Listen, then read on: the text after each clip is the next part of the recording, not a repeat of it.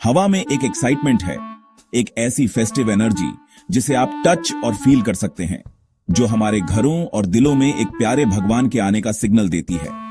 ये गणेश चतुर्थी का मैजिक है, एक ऐसा फेस्टिवल जो भगवान गणेश, विजडम, प्रॉस्पेरिटी और नई शुरुआत के हाथी सिर वाले भगवान के बर्थ को मार्क करता है।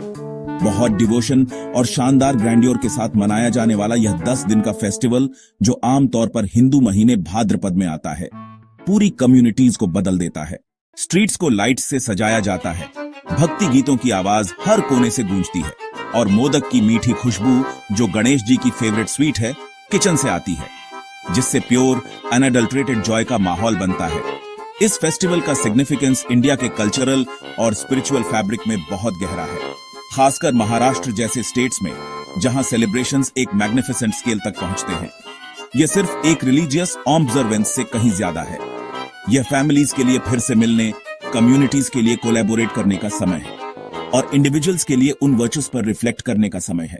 भगवान गणेश के जन्म की कहानी हिंदू मैथोलॉजी में सबसे फैसिनेटिंग और गहरी कहानियों में से एक है, जो उनके यूनिक फॉर्म और देवताओं में सबसे पहले उनके पूजनीय स्टेटस को एक्सप्लेन करती है। कहानी भगवान शिव की पत्नी देवी पार्वती से शुरू होती है। जब शिव पहाड़ों में गहरे मेडिटेशन में लगे थे, पार्वती नहाना चाहती थी। उन्होंने अपने शरीर पर हल्दी का पेस्ट लगाया और उससे एक बेटा बनाया। उन्होंने इस आकृति में जान डाली और उसे घर के प्रवेश पर गार्ड करने का आदेश दिया। युवा लड़का अपनी मां के कमांड के प्रति अडिग और समर्पित था। शिव अपनी लंबी तपस्या से लौटे। घर के पास एक अनजाना लड़का उन्हें रोकता है। लड़का झुकने से इनकार करता है, पार्वती के आदेश का पालन कर रहा था। शिव के गणों और उस शक्तिशाली लड़के के बीच भयंकर लड़ाई होती है। वह लड़का अकेले ही सभी को हरा देता है। संघर्ष बढ़ता और शिव के एक पल के गुस्से में शिव ने त्रिशूल से लड़के का सिर काट दिया। पार्वती स्नान से निकलती हैं और अपने बेटे का बेजान शरीर पाती हैं। गणों को आदेश मिलता कि वे पहले मिला जीव का सिर लाएं। शिव ने हाथी का सिर लड़के के धड़ पर लगाया और उसमें जान वापस डाली। गणेश चतुर्थी का सेलिब्रेशन घर पर फेस्टिवल स्थापना के साथ शुरू होता है। फैमिलीज सुबह जल्दी उठती हैं, नहाती हैं और भगवान का वेलकम करने के लिए नए कपड़े पहनती हैं। आइडल को प्यार से फूलों से सजाया जाता है, आम के पत्तों से सजावट की जाती है और रंगीन कपड़ों के बैकड्रॉप के बीच रखा जाता है।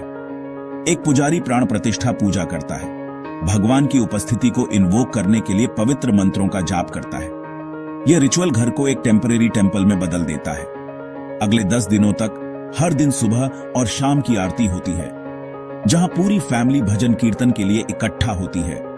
ऑफरिंग्स या प्रसाद में सबसे इंपॉर्टेंट है मोदक, गणेश जी की पसंद। विभिन्न प्रकार की मिठाइयां तैयार की जाती हैं।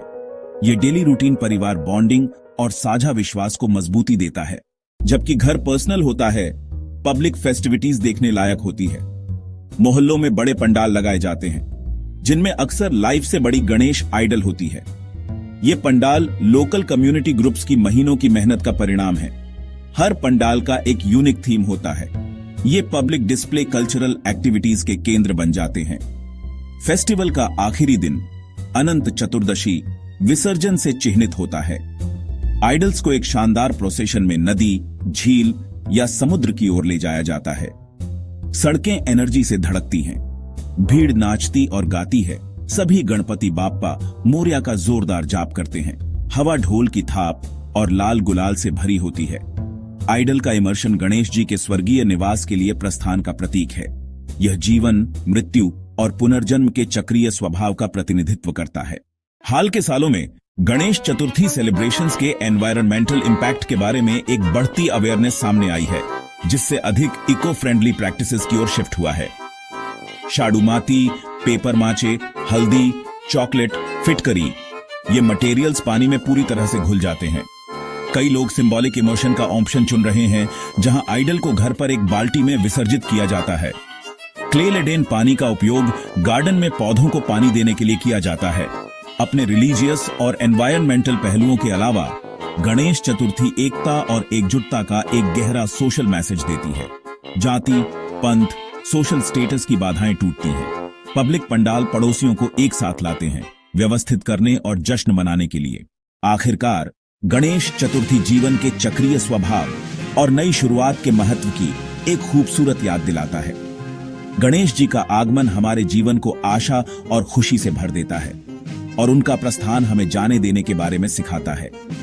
गणपति बाप्पा मोरया, पुढच्या वर्षी लवकर, या यह अगले साल उनके शीघ्र वापसी के लिए एक आशापूर्ण प्रार्थना है। फेस्टिवल यह संदेश देता है कि हर अंत एक नई शुरुआत का अग्रदूत है और यह कि अपने मन के भीतर की बाधाओं, अहंकार, ईर्ष्या और क्रोध को दूर करके हम ज्ञान और समृद्धि के लिए मार्ग प्रशस्त कर सकते हैं।